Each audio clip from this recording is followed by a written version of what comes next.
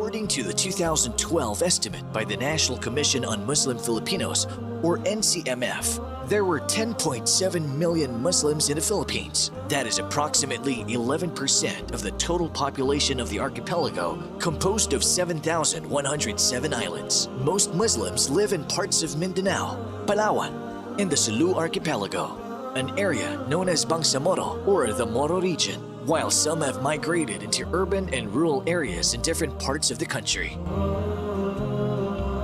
Islam was first brought by Arab traders in the late 13th and early 14th centuries. 200 years before the Spanish invasion, these Muslim merchants originally came from present-day Malaysia and Indonesia.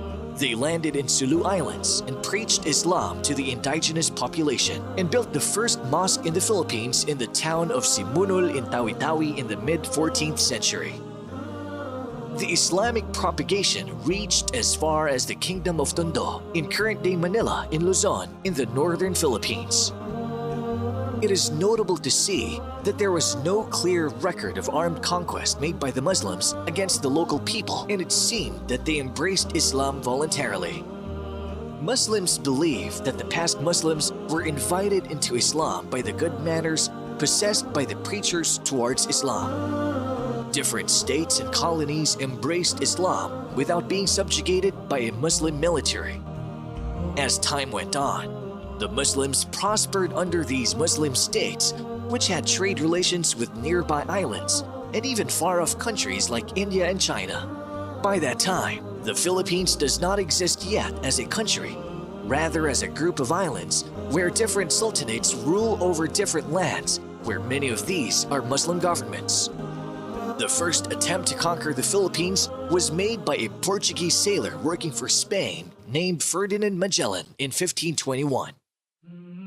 He is also known for leading the fleet of ships that is first to circumnavigate the world. He was able to convert some people to Christianity according to historians, but he failed in Christianizing and conquering Mactan and Cebu in the central Philippines when a local Muslim chieftain, Lapu-Lapu, led a counterattack against the superior fighting force of the Spaniards, who were armored and wielded firearms. Lapu-Lapu led a group of warriors armed with machetes, sword, and bamboo spears and fought the well-armed and armored conquerors on the seashore. Lapu-Lapu killed Ferdinand Magellan, thus earning himself the title as the first Filipino freedom fighter. Lapu-Lapu is continually remembered today by having his silhouette used by the Philippine National Police in their official seal as a sign of bravery. When the Spanish returned to the Philippines in the mid-1500s, after the failure of Ferdinand Magellan to conquer Cebu, they conquered Manila, where they encountered more Muslims under the leadership of Raja Sulaiman, whose castle stood in the area now known as Intramuros. This discovery led them to call the Filipino Muslims as Moros, which is in reference to the Moors who occupied Spain for more than 800 years, whom they have recently conquered by invading Andalus or Muslim Spain.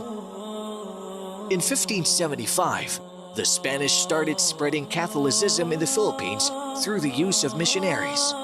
But these missions are often accompanied also by conquest and invasion, where the vanquished Filipinos are subjected to forced labor and other cruelties. This has been recorded in history as an era of human rights abuse that even the non-Muslim freedom fighters and the intellectuals like Jose Rizal and Andres Bonifacio tried to address. Though much of the Philippines converted, the Moros, however, stood firm in their faith. Great Muslim leaders such as Sultan Kudarat of Mindanao and Raja Sulaiman of Manila continued the legacy of Lapu-Lapu in their fight for freedom. Upon the fall of Muslim territories in Luzon and Visayas in the central Philippines, most Muslims fled to the Muslim strongholds in the area that is now known as Muslim Mindanao or Bangsamoro. The Moros have a history of resistance against Spanish, American, and Japanese rule for over 400 years. But now, since the cessation of hostilities between the government and the Muslims, the Moros are collectively known as progressive partners to peace and progress of the Philippine government. More than that, the Muslims are going farther in teaching the people the real message of Islam.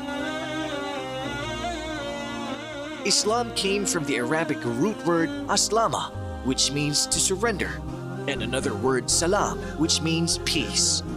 Followers of Islam are called Muslims. A Muslim, therefore, is someone who surrendered himself to Allah and is at peace with his Lord and all other creations. Islam is not a new religion founded by Prophet Muhammad, according to many misconceptions. Rather, it is a monotheistic religion, which is the continuation of the message of the prophets and messengers from Adam, the first prophet, up to Muhammad, the last and final prophet. Islam is not a new religion. It is the same message brought forth by David, Solomon, Jesus, and all the other prophets. They may have lived in different times, but they were sent for the same purpose, to teach us to worship the one true God, Allah, and avoid worshiping false deities. Islam has 5 pillars, testifying that there is no God worthy of being worshipped except Allah, establishing Salah, paying Zakah, fasting on Ramadan, and Hajj. Islam enjoins all good deeds which are upheld by humans to be morally upright, but the most moral of good deeds is the worship of the one true God. While the greatest sin is that we associate partners to Allah by worshipping others other than Him. All these are strictly enforced, as Islam prohibits vice and other immoralities such as cheating, fornication, and terrorism. Allah is the proper name of God, the Creator and Sustainer. He created the universe and all that exists. He sent the prophets and messengers and the revelations with them in order to teach mankind to worship Him alone without partners and to avoid the worship of other gods other than Allah, and to teach us that which is upright and moral. There is no God worthy of being worshipped except Allah. Worshipping Him alone without partners is the purpose of creation. Although Christians call Him as God the Father or Lord, Allah is the same God who created the earth in the Bible. He is the same God that sent the prophets. Muslims believe in all the prophets and messengers, including Adam, Noah, Abraham, Jesus, and the last prophet Muhammad. Prophet Muhammad had miracles the same way other prophets were given the same by Allah, in order for them to prove the validity and authenticity of their message. Prophet Jesus was given the miracle of healing, while Moses divided the sea for them to cross as an example.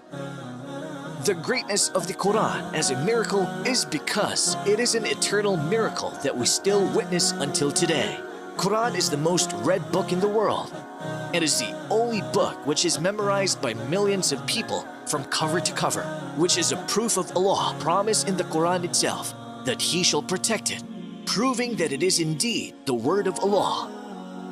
Recently, scientists, Muslims and non-Muslims alike, discovered many scientific miracles in the Quran. The Quran has been speaking about geology, outer space, biology and others since it was revealed 1,400 years ago. A Muslim is a person who surrendered himself to Allah by acknowledging His oneness. He is also subservient to Allah by being obedient to Him and avoiding what He prohibited. He avoids any form of cooperation or having to do with worshiping anything or anyone other than Allah.